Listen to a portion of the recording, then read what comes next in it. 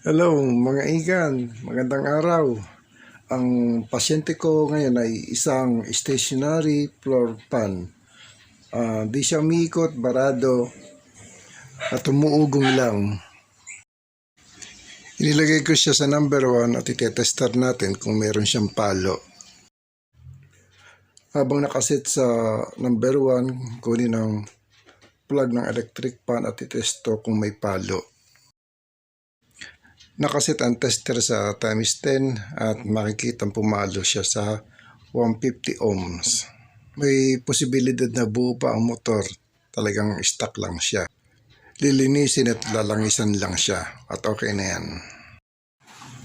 Pagka bukas ko ng fan guard, tinesting ko ang blade at talagang napakaganit niya. Hirap siyang maiikot ng kamay. Ibig sabihin, talagang stuck na stuck siya. Baklasin natin at nang makita natin ang diferensya.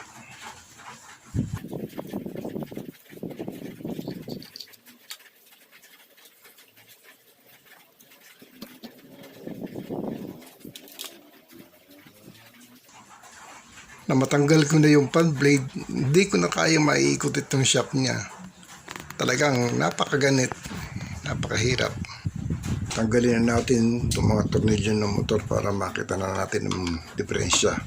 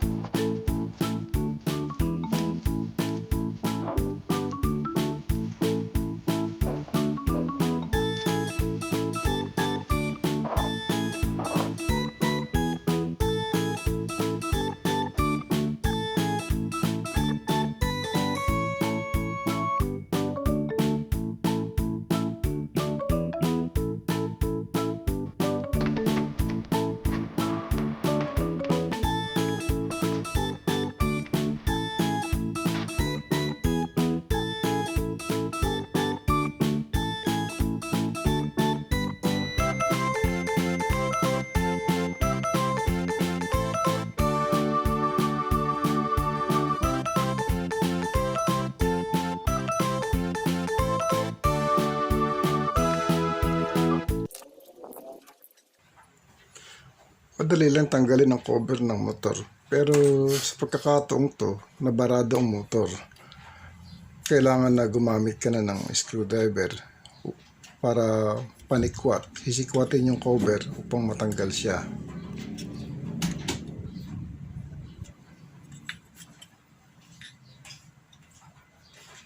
Nahihirapan ako sa pagtanggal ng cover ng motor na ito. At sa tingin ko, parang itong rear cover o yung back cover ang na-stuck. Napakahirap tanggalin.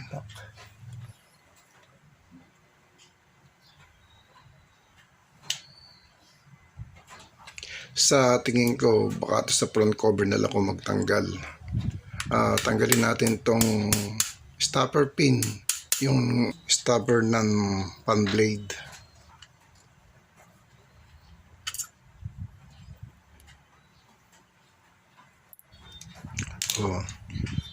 Madali ko lang natatanggal tong front cover. Naiwan yung rotor. Ang ibig sabihin, yung rotor naka-stuck dun sa pinakang back cover.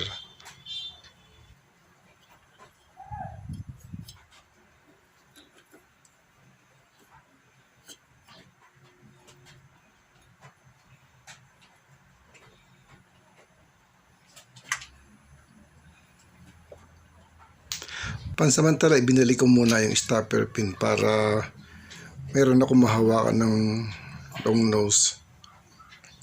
Sa ganitong paraan, maiwasan na magkasugat yung shafting ng rotor. Delikado kasi pagka nagkasugat ang shafting, magkakasugat din ang bushing niyan at magkakaroon na siyang pag-overheat. Natanggal din. Tuyong-tuyo ang dulo ng shafting. Dahan-dahan lang o ingatan ng pagtanggal nitong armature o itong may mga tanso para hindi siya masugatan, para hindi mag-cause ng short circuit. Tuyong-tuyo ang bushing ng motor. Talagang wala na siyang kalangis-langis at napakasikip na niya.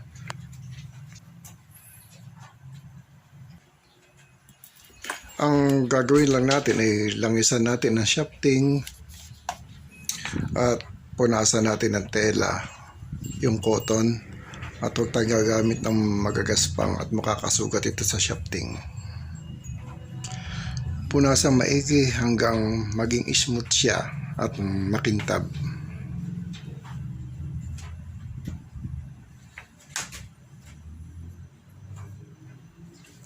I-check kung makinis na sa pamamagitan ng pag-slide ng washer niya. Kapain ng kuko ang shafting kung makinis na. At lagyan din ng langis ang bushing, paikot sa bushing. Meron siya dyan parang cotton na nag-absorb ng langis upang ma-maintain ang kanyang lubrication o pagkamadulas.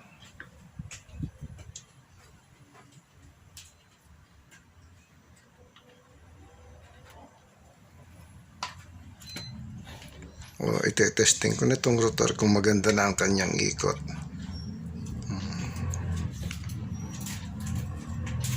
O, smooth na. Maganda na ang kanyang ikot. Wala nang kabara-bara.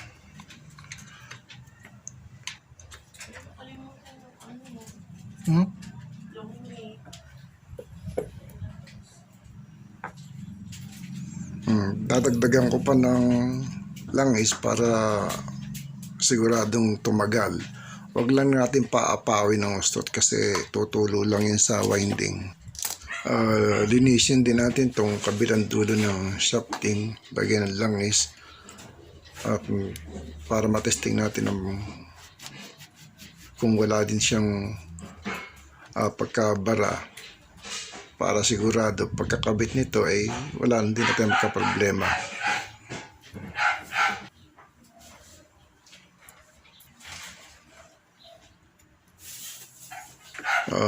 I-assemble ko na para malaman na natin kung okay na siya.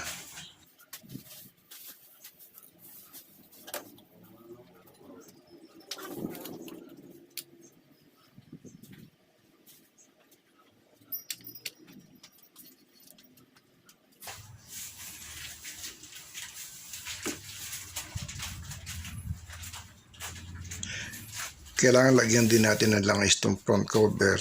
Hindi ko mo dahil doon sa rear cover o back cover nagka-problema, yun lang ang ating lalagyan. Lagyan na rin natin itong front para walang problemang haharapin. Siya nga pala, ginagamit ko lang dito ay Singer oil at saka itong motor oil. Kasi pag Singer oil lang, masyadong malabnaw, mabilis siya matuyo, kaya nilalagyan ko siya ng motor oil.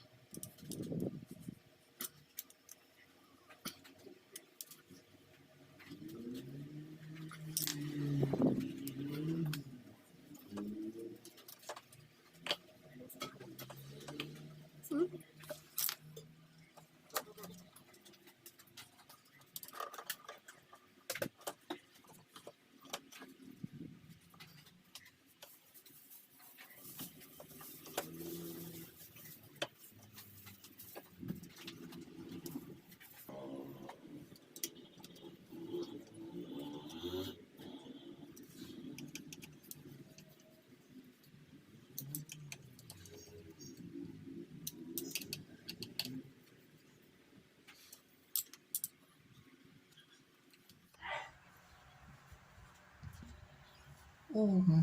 Hindi na pag anong pindot ko.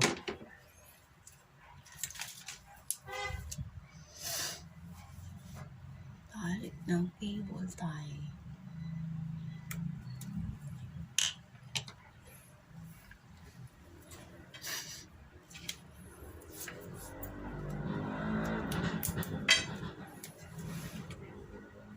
Tapos Nagtitip lang ako ng wire dito na pinagtanggalan ko kanina kasi tinanggal ko yung capacitor at tinesting at buo naman siya.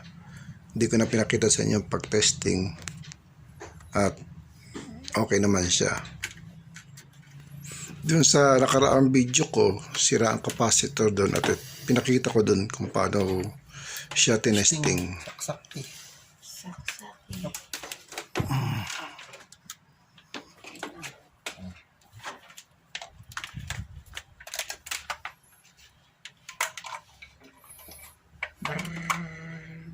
Kaya na, buksan mo na. Ikot. Ikot na. Umikot. Hindi mo na tanggalin. Hindi ko na tatanggalan. Hindi na. Hindi. I-test muna natin tong fan blade bago natin ikabit itong cover ng wire para hindi na madaming pabalik-balik. Baka mamaya hindi gumana, babaklasin na naman. Sige. Ay, ikaw pa. Oh, testing na natin. Buksan ko sa number 1. Wow. Ang lakas. Okay, gumagana na. Malakas. Wow, turbo. Lamig niyan ang ganda.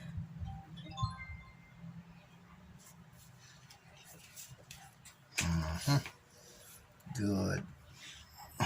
Ginusto.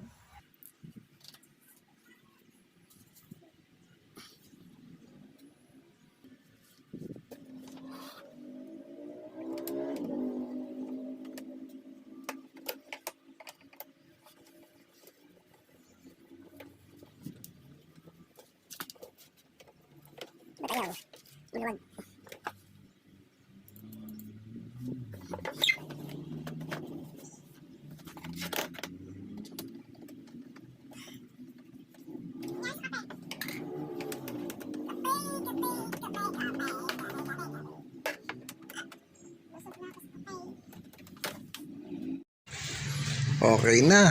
Buksan na natin. Wow!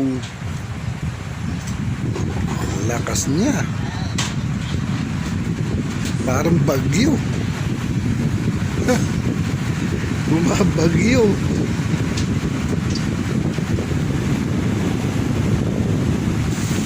Oh, sa mga nanonood dyan, please lang naman.